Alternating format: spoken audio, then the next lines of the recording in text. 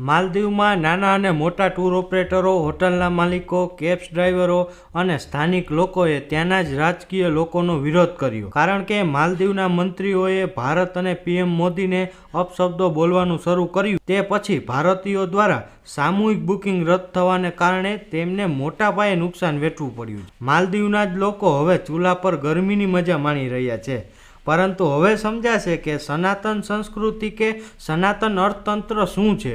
મંદિરો બનાવવાનું અને ભારતમાં જ પ્રવાસન સ્થળને વિકસાવવાનું મુખ્ય કારણ એ જ છે. ભારતમાં જ એટલી જગ્યા છે કે આપણે ત્યાં રૂપિયા બગાડીને જવાની જરૂર જ નથી, હનીમૂન મનાવવાની કાંઈ જરૂર જ નથી.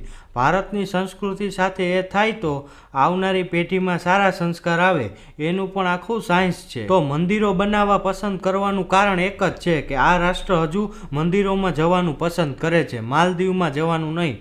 તમે સમજી શકો છો કે સનાતન પ્રવાસ બરાબર સનાતન અર્થશાસ્ત્ર ખરેખર શું છે.